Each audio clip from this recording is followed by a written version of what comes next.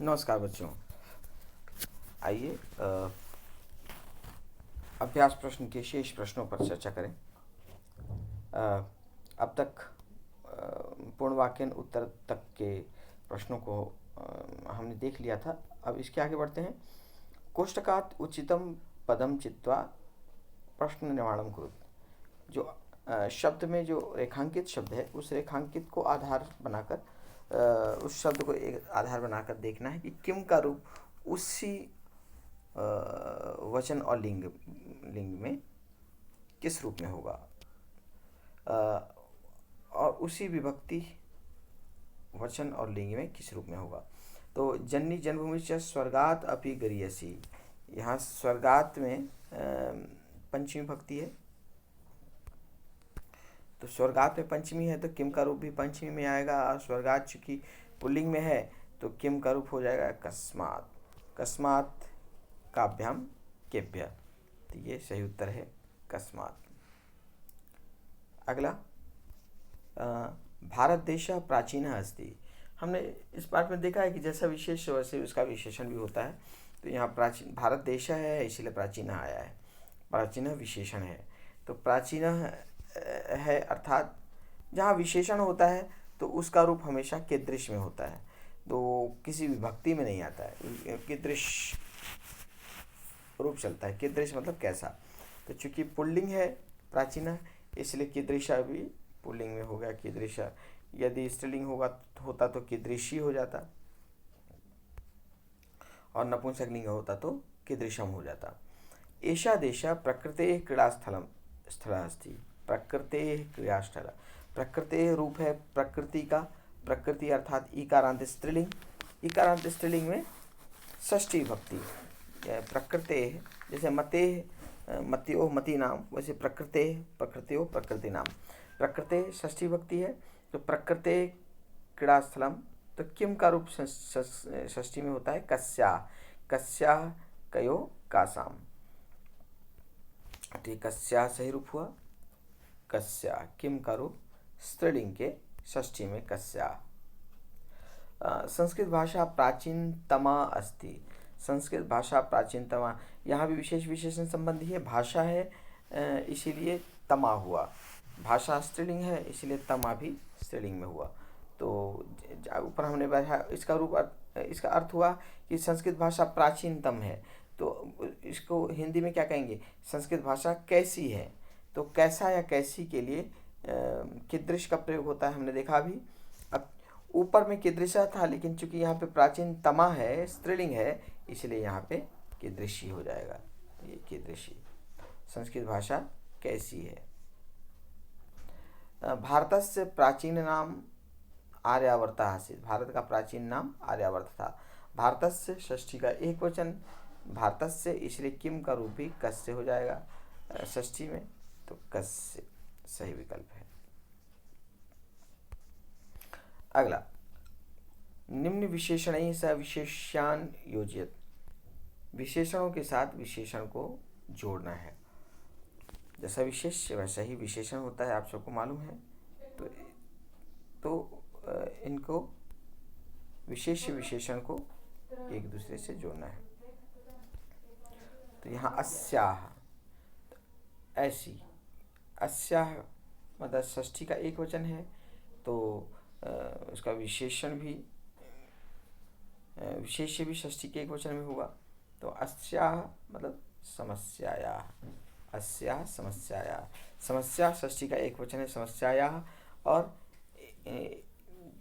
तत् का रूप अस्याह षष्ठी का एक वचन।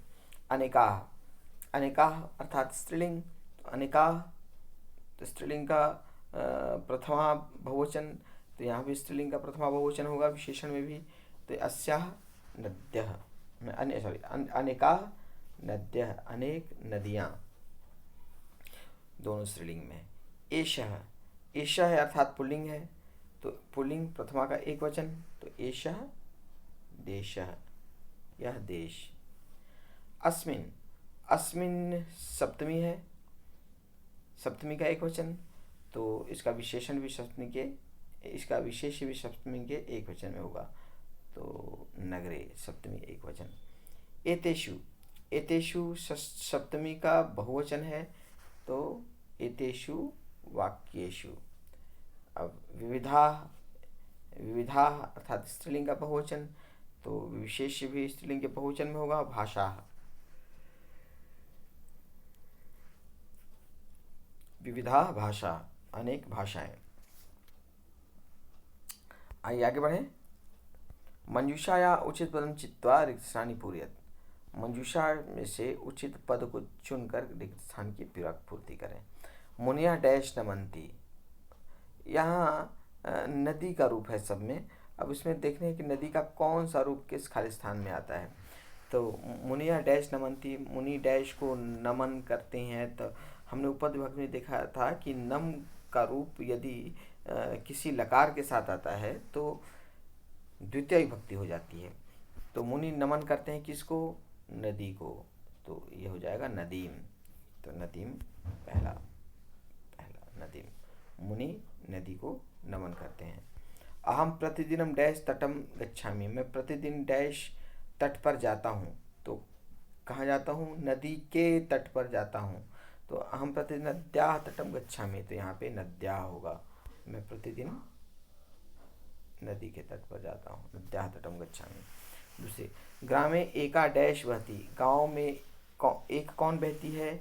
नदी बहती। तो यहाँ प्रथमा का एक वचन, तो ग्रामे एका नदी बहती, नदी हो गई। जना डैश स्नानम कुर्वन्तु, लोग डैश स्नान करते हैं, अर्थात लोग नदी में स्नान करते हैं। तो में स्नान करते हैं मतलब नद्याम, नदी में, नद्याम। तो ये हो जाएगा नद्याम सप्तमी का एक वचन। डैश एव अस्माकं जीवनम जीवनम, डैश से ही हमारा जीवन जीवन है। तो नदियों से ही हमारा जीवन जीवन है। नदियों से तृतीया का बहुवचन, नदियों से ही हमारा जीवन जीवन है। पांचवा हो गया है। डैश नमा, जहाँ नमा होता है वहाँ चतुर्थी विभक्ति आती है। तो नद्याय नमा, नदी की चतुर्थी नद्याय, नद्याय नमा।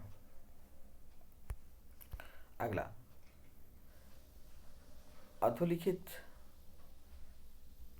वाक्यानाम संस्कृत भाषा में अनुवादन करो, वाक्यों का संस्कृत भाषा में अनुवाद कीजिए। भारत एक महान देश है, भारत एक महान देश है।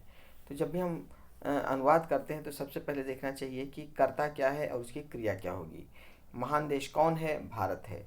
तो भारत का हो गया भारतः, तो ये पहला हुआ भारतः। अब विशेष भारतः हुआ तो सारे रूप उसी रूप में चलेंगे। भारतः प्रथमा का एक वचन पुल्लिंग में है, तो एक भी पुल्लिंग के एक वचन में एक, उसके बाद महान, महान का पुल्लिंग का एक वचन महान ही होता, महान महंता महंता। तो भारतः एक महान देश, वैसे ही देश है अस्ति। भारतः एक महान देश अस्ति, भारत एक महान देश है। अगला, सैनिक देश की रक्षा करेंगे, सैनिक देश की रक्षा करेंगे। कौन करेंगे? सैनिक। तो कर्ता यहाँ पे हो गया सैनिका।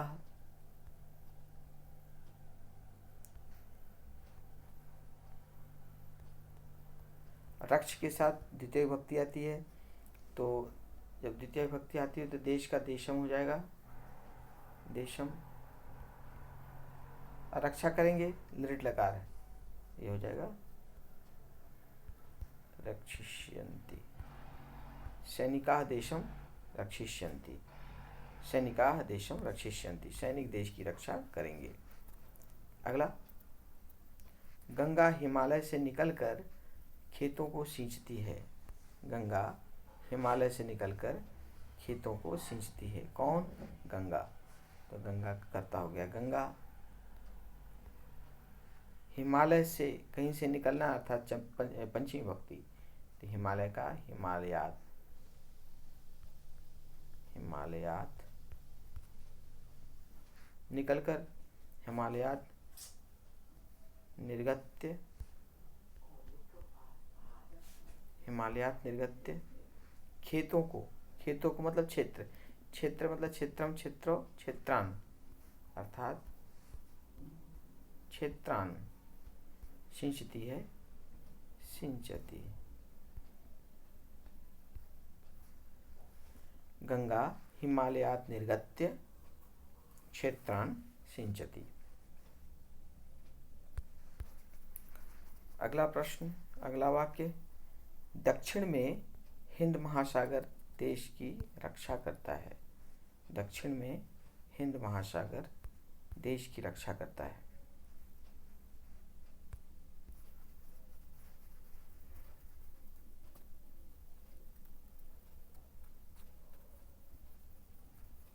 तो दक्षिण में अर्थात दक्षिणे।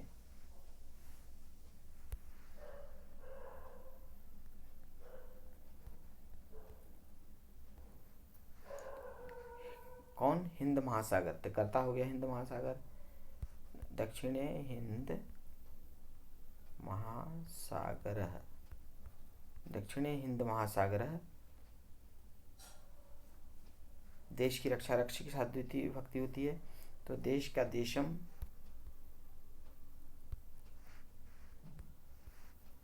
देशम रक्षति।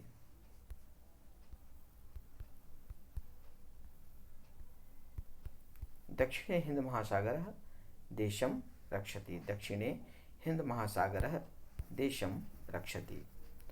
अगला,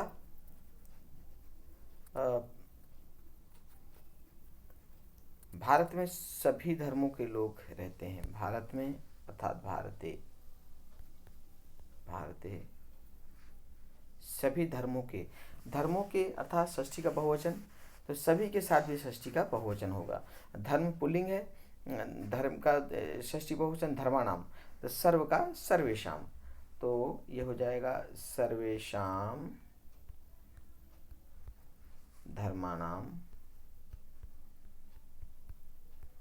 लोग अर्थात जना रहते हैं वसंती, वसंती। भारते सर्वेषां धर्माणां जनाः वसन्ति, भारते सर्वेषां धर्माणां जनाः वसन्ति। यह होगा पांचवें का वाक्य। तो इस प्रकार वाक्यों का संस्कृत में अनुवाद आपने देखा।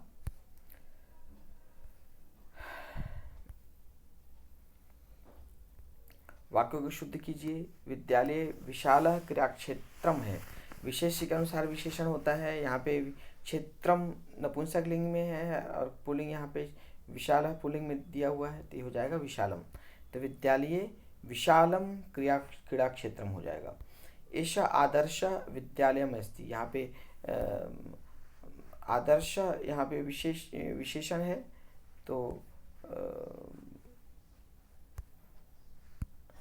आदर्श विशेषण है, तो विद्यालयम भी आदर्श के फॉर्म में ही होगा, तो ये होना चाहिए विद्यालय, आदर्श विद्यालय। भारतीय बहुवचन में है और धन्य एक वचन में है, तो ये हो जाएगा धन्या, धन्या भारतीय। वृक्षेषु मधुराणी फलम अस्ति, मधुराणी है तो फलम भी मधुराणी फलानी होना चाहिए, तो वृक्षेषु मधुराणी फलानी सन्ति। भारते अनेके भाषा, भाषा स्त्रीलिंग का बहुवचन है तो अनेका अनेका हो जाएगा, तो अनेका भाषा सन्ति। भारतम धर्मनिरपेक्ष राज्यम अस्ति, अस्य धर्मनिरपेक्षतायाः किं शिक्षयति। भारत धर्मनिरपेक्ष राज्य है, इसकी धर्मनिरपेक्षता क्या सिखाती है। सर्वेषां धर्मः एकः भवति, नहीं, सबका धर्म एक नहीं है। सर्वेषां भारत जातीनाम अधिकारः भवति, समस्त जातियों का समान अधिकार है। सर्वे जना धार्मिकाः भवन्ति, सभी लोग धार्मिक, ये भी आवश्यक नहीं है। तो सर्वासाम जाति नाम समान अधिकार है, यह धर्मनिरपेक्षता हमारा भारत का सिखाता है कि समस्त जातियों का समान अधिकार है, सबका अधिकार समान है। अगला, राष्ट्रीय गानस्य समय त्वं सम्यक प्रकारेण स्थित्वा गानं गायसि। राष्ट्रीय गान के समय आप भली भांति खड़े होकर राष्ट्रीय गान को गाएंगे, यह गाते हो, यह क्या सिखाता है, यह क्या दिखाता है। त्वं देशभक्त अस्ति असि राष्ट्रीय गान शिष्य सम्मानम करोषि, तुम देशभक्त हो, राष्ट्रीय गान का सम्मान करते हो। सेकंड, तुम गाना जानते हो, सबको देखकर तुम भी गाते हो। तो नहीं, ये क्या सिखाता है कि तुम देशभक्त हो और राष्ट्रीय गान का सम्मान करते हो। अगला, समस्त संसारे आतंकवाद एक समस्या अस्ति, अस्या निवारणं किं कर्तव्यं। समस्त देश, समस्त संसार में आतंकवाद एक समस्या है, इसका समाधान